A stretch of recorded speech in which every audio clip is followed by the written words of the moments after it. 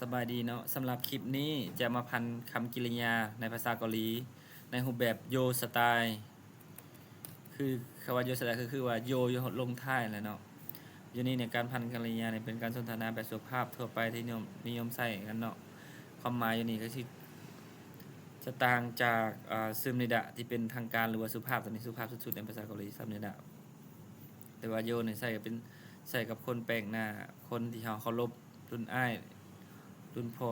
อันนี้จะใส่เลยเป็นทางการที่ก็จะใส่ในพวกการนำหรือว่าในที่ประชุมซึมนิดะเนี่ยวันนี้เรามาเบิ่งเลยเนาะวิธีการพันสำหรับโยชตานี้อันนี้เรามาเบิ่งทุกๆคำกริยาที่ลงท้ายเราต้องตัดตะออกก่อนเช่นว่าคาตะเราตัดตะออกอยู่นี้ในหลักการก็คือว่าถ้าว่าคำกริยาใดที่ลงท้ายด้วย r o r สระ r หรือว่าสระ o เนี่ยให้เติมกินให้เติมและเติมโยนี้ก็คือว่าคาตะนี่ให้เติมโยใส่เลยนี่นะเห็นว่าคาตะหรือคาโยเควนซันตะเนี่ยเควนซันนาโยเพราะว่ามันมีลงท้ายเลยเราจะเอาแต่สระโอเอาอีกอึ่งใส่นี่อันนี้มันคือกันเลยบวกกันกับทำสระอาคือเก่าเพราะปกติเขาจะมาเบิ่งหลักการในการพันเนาะในการเคินว่าจะได้ประการสระในการนั้นการประกอบสระนะบวกกับเท่าคือเก่าอันนี้คือการเควนซันตะเนี่ยเควนซันนาโยบ่เป็นหยังโอตะมาจากอันนี้เขาจะตัดออกเพราะอันนี้กับนี่ก็อีอึงอันนี้ก็ตัวเขาจะเขาจะเอาแต่ตัวเดียวจะเป็นถ้าว่าอีอึงมีทางหน้าแหละครับเอาแต่ตัวทางหลังคือตัวได้คือกันว่าไงครับตัวได้คือกันเนาะอันนี้คือกันบ่นี้เอาตัวหนึ่งอันนี้คือกันนี่คือกันอันนี้บุคือเนาะเขาจะไปแบบไปเลยเควนซันนาโยอันนี้โอตะอันนี้ตัวอันนี้ก็คือเขาจะเอาแต่ตัววายโยเขาจะวายโยอันนี้อีโลนาตะตื่นนอนหรือว่าลุกขึ้นเนาะอีโลนาโยนาเนี่ยคือการสระทั้งสองเราจะเอาตัวหนึ่งนาโยอันนี้อันตะอันจาโยแปลว่านั่งสำหรับกรณีที่หนึ่งนั้นรายละเอียดตามนี้เลยเนาะวิธีสังเกตก็คือว่าหนึ่งในสระเนี่ยจะเท่าเนี่ยสระโบวกสระจะเท่าสระคือเก่าวันนี้กรณีที่สองเนี่ยเรียกว่าข้อที่สองนี้สำหรับกริยาต่อไปนี้ที่ลงท้ายโดยสระอื่นว่าง่ายคือว่าลงท้ายนอกจากสระนี้นะให้เติมโยให้เติมอได้เลยอันนี้ให้เติมนี่ครับเติมให้หมดนี่ลืมใส่ให้เติมโย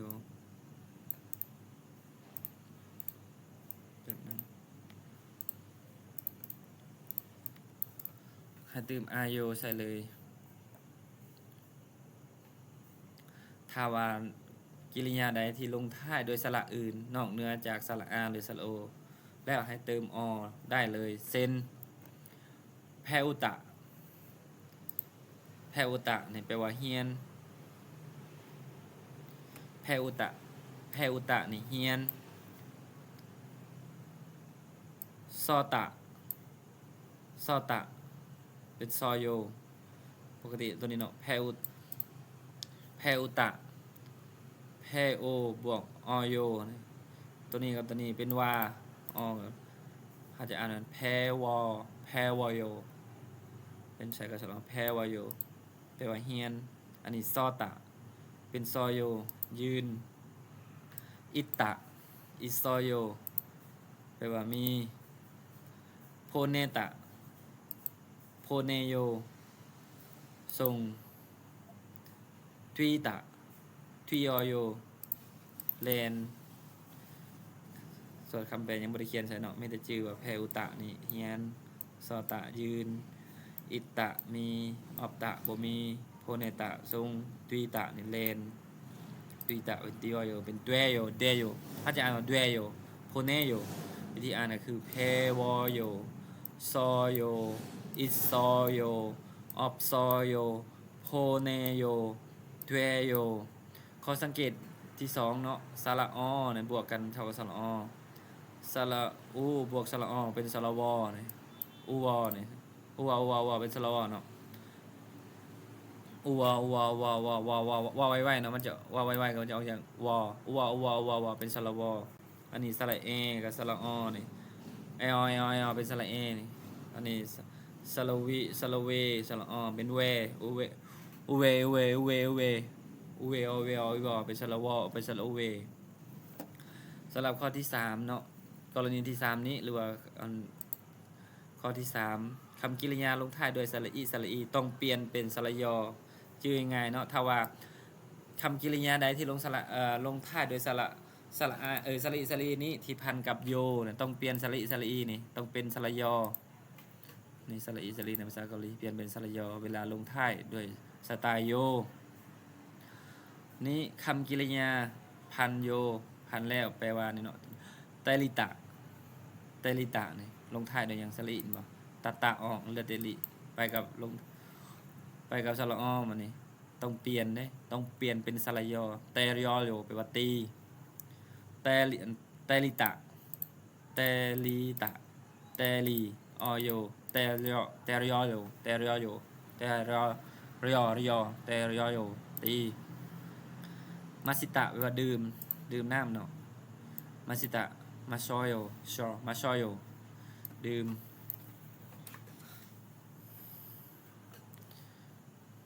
อันนี้คือกันมิสตะแปลว่าเป็นบ้ามิซอซอเป็นบ้าวะสิวะนะเป็นบ้าบ่มิชอยโยมิชออันนี้มาสิมิซอมาสิตะมิซอยโยมิชอมิชอยโยเป็นบ้าข้อสังเกตที่3นี่เนาะสระอิกับสระอเท่ากับสระยออีออีออีออีอเป็นไงเป็นสระยอจะอ่านตามนี้ตามพันเสียงอีออีอเป็นสระยอข้อที่4นี้ถ้ากริยาได้ลงท้ายโดยสระอึหรือสระอือบ่มีตัวสะกดและสระอหรือว่าสระโออยู่ข้างหน้าจะเป็นสระอาก็คือว่าถ้ากริยาเป็นลงด้วยสระอือบ่มีตัวสะกดและสระอาหรือสระโออยู่ข้างหน้าจะเป็นสระอาก็คือว่าบ่มีตัวสะกดบ่นี่สระอาอยู่ข้างหน้าสระอือนี่อยู่ทางหลังนะตัวสะกดอยู่ข้างหลังลงท้ายโดยสระนี่เนาะทางหน้าสระมันจะอ่านว่าอัพพายโยมันจะเป็นอัพพายโยเลยเด้เพราะว่าเงื่อนไขก็คือว่าเงื่อนไขของมันว่าสระลงท้ายโดยสระอือนี้อยู่ทางหน้าเป็นสระอาจะเท่ากับสระอาอันนี้คืออัพพุตะว่าเจ็บจะเป็นอัพพายโยเจ็บปาปุตะเป็นอัปปายโยมันมีตัวสะกดได้บ่นี่เพราะว่าเงื่อนไขก็คือว่าสระอาแต่บ่มีตัวสะกดอยู่นี่อันนี้คือการมีตัวสะกดสระอาตัวโดดเดียวเลยอัพพุตะอัปพายโยแปลว่ายุ่งข้อที่5ถ้ากริยาลงท้ายโดยสระอือมีสระที่บ่แม่นคือว่าบ่มีสระที่บ่แม่นตัวข้างเทิงนี้สระสระอาหรือว่าสระโออยู่ข้างหน้าจะเป็นสระอคือว่าง่ายคือลงท้ายด้วยสระอือแต่บ่แม่นสระนี่อยู่ข้างหน้าลงท้ายด้วยจะลงท้ายอยู่ข้างหน้าจะเป็นคือสระอือนี่จะเป็นสระอเพราะว่าบ่มีสระอาหรือสระโออยู่ข้างหน้าถ้ามีสระอาหรือสระโออยู่ข้างหน้าจะเป็นสระอาอันนี้จะเป็นสระอก็คือเบิ่งก็คือว่าเคเยปืตะอ่านว่าเยสระเยเด้นะเยปืตะงามเยปุตะเวลาคำประพันธ์เป็นเยปอโยเยปุตะเยปอโยเพราะว่าเขาเงื่อนไขก็คือว่าสระเงื่อนไขมันมาจะได้เนาะลงท้ายด้วยสระอือมีสระหน่อยเนี่ยแต่บ่แม่นสระอากับสระโอมันจะอยู่ข้างหน้าจะเป็นสระอาสระอนี่ข้างหน้านี่อยู่ข้างหน้าตัวนี้นะจะเป็นสระอ้อเลยว่าง่ายคือตัวนี้ลงท้ายด้วยสระอีทางหลังต้องเปลี่ยนสระอือนี้เป็นสระอ้อนี่นะเยปุตะเป็นเยปอโยงามอันนี้กันคีปุตะคีปอโยดีใจข้อที่6นี้คำกริยาลงท้ายด้วยฮาดะให้เติมเยโยจะพันเป็นแฮโยว่าง่ายคือคำศัพท์ใดหรือคำกริยาใดที่ลงท้ายด้วยฮาดะนี้ ให้เติมแฮโยได้เลยนี่ให้เติมแฮโยเลยก็คือว่า1คงบูฮาดะไปว่าเฮียนปกติถ้าว่านั้นพันแบบตามหลักการนะคือว่าคงบูบวกเยโยจะเป็นคงบูแฮโยก็คือให้จำง่ายๆเนาะคำกริยาใดที่ลงท้ายด้วยฮาดะถ้าเปลี่ยนหรือว่าเว้าในรูปแบบสไตล์ของโยคำกริยาดังกล่าวนั้นเปลี่ยนจากฮาดะจะเป็นแฮโยทันทีเลยคงบูฮาดะเฮียนแฮงบกฮาดะเป็นแฮงบกแฮโยมีความสุขสรังฮาดะสรังแฮโยฮักพิกุล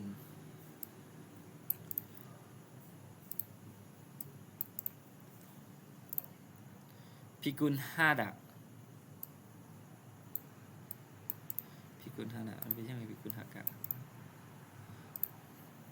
พิกุลฮาดะเป็นพิกุลแฮโยชูอาฮาดะชูอาแฮโยมักซิโลฮาดะซิโลแฮโยบ่มัก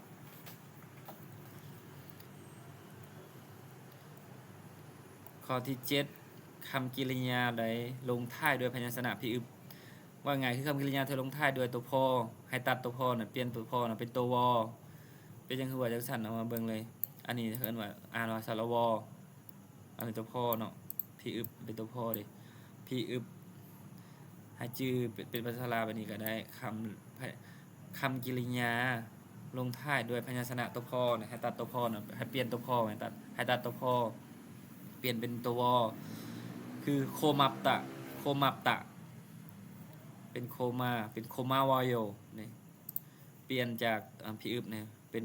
ตัววอโคมาวอยโยขอบใจแมปตะนี่เพชรเป็นแมวอยโยเมวอยโยอรยบตะอ่านอรยบรยบอรยบตะอรยบตะอรยวอยโยอรยวอยโยยากอรยบตะอรยบตะอรยบตะเป็นอรยวอยโยยากอันนี้คือกันท็อปตะทอวอยโยทอวอยโย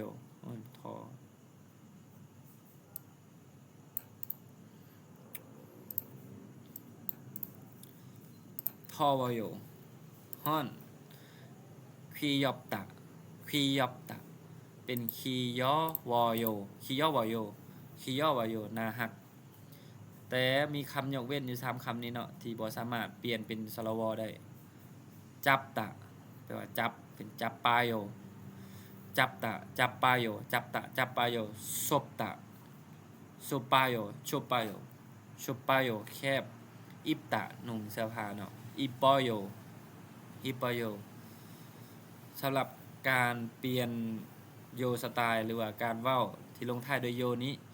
ให้จือ7หลักการสามารถเปลี่ยนและเว้าโยสไตล์ได้ตามนี้แหละเนาะหลักการตัวที่1ก็คือว่าคำกริยาลงท้ายด้วยสระอาหรือชโยให้เติมอาโยใส่ที่2คำลงกริยาลงท้ายด้วยสระอื่นที่ว่าแม่นสระอาหรือสระโอบ่แม่นสระอาหรือสระโอให้เติมเป็นอโยได้เลยกรณีที่3ลงท้ายด้วยสระอีเปลี่ยนสระอีเป็นสระยอเช่นนี่มาชิตะมาสโยนี่พอสังเกตอีกนึงก็เพราะว่าสระอิกับสระออนบวกกันเป็นสระยอที่4นี่ลงท้ายด้วยสระอึนี่บ่มีตัวสะกดและสระอาหรือสระโออยู่ข้างหน้าจะเป็นสระอาโดยที่ผ่านอัพพืตะนี่เจ็บวันนี้คำกริยาลงท้ายด้วยคือกันแต่บ่แม่นสระอาหรือสระโออยู่ข้างหน้าจะเป็นสระอเช่นฮิปอยโยเป็นงามฮิปตะฮิปโยฮิปตะดีใจเยปึตะเยปอยโยฮิปตะฮิปอยโยมานี่กรณีที่6ลงท้ายด้วยฮาดะให้เติมเยโยจะแต่ว่าเยโยจะพันคือง่ายๆคือลงท้ายด้วยสระฮาดะนี้ให้เป็นแฮโยเบิดนี่7ที่ลงท้ายด้วยพยัญชนะพิอึบให้เปลี่ยนพิอึบนะเป็นให้เปลี่ยนพิอึบซะเป็นสระวอแล้วโยใส่นี่ตามนี้เลยเนาะสำหรับการพันโยสไตล์นี้ ที่เป็นประโยคบอกเราก็สิมีเท่านี้เนาะต่อไปแม่นประโยคคำถามประโยคคำถามก็มีแต่เฮาตืมเครื่องหมายคำถามข้างหลังสามารถสร้างเป็นคำถามในตัวและได้เลยเนาะเช่นว่านี่คาตะคาโยคาโยแต่ว่ามันจะมันเน้นเสียงสตรีทเสียงโยโยเสียงอาจจะแต่ว่าโยยืนกันเนาะคันไปเท่าไหร่ไปคาโยไปคาโยไปบ่สิมอกกอโยกินมอกกอโยกินวายโยวายโยแปลว่าไปบ่ไปคาโยมาไปมาบ่มาซอยโยดื่มน้ำมูลมาซอยโยมูลมาซอยโยกินน้ำบ่ประมาณนี้นะอันนี้คำศัพท์พื้นฐานแบบโยสไตล์คาโยวาโยซาโยอันนี้อ่านว่าพวาโพตะมาจากโพตะพวาโยเบิ่งเห็นซาตะซาโยถือเนาะต่างจากพีซาตะเพงมันนาโยมาจากมันตะมันนาโยพบเจอพีซาตะมาเป็นพีซาโยแปลว่าแพงราคาแพงอันตะอันจาโยแปลว่านางโซอาโยมาจากโซตะดีมอกตะมอกกอโยกินอิกตะอิกกอโยอ่านซอตะซอโยเขียนออบตะออบซอโยบ่มีอิซออิตะอิซอโยมีมาซิซอโยมาจากมาซิตะคารุซิตะมาจากคารุซอโยสอนมาซอโยมาจากมาซิตะปาปุตะเป็นปาปายโยยุงโพโกพาเพโกปุตะแปลว่าหิวมาจากเป็นเพโกพาโยอาพุตะเป็นอาพาโยเจ็บเซมิอิตะเซมิอิซอโยมีความสุขเซมิออปตะเซมิออปซอโยบ่มีความสุขคิยอบตะเป็นคิยอวายโยนะฮักทอวายโยทับตะเป็นทอวายโยฮ้อนซุปตะซูวายโยหนาวฮาดะเป็นแฮโยเฮ็ดซอนวาแฮโยโทรศัพท์ซอนวาฮาดะคงบูฮาดะคงบูแฮโยอุนดุงฮาดะอุนดุงแฮโยสุอาแฮโยมักสุอาฮาดะมักสำหรับคลิปนี้เนาะจะจบไว้เพียงเท่านี้เนาะสำหรับต่อไปมันจะต่อเป็นบทที่4เนาะขอบใจ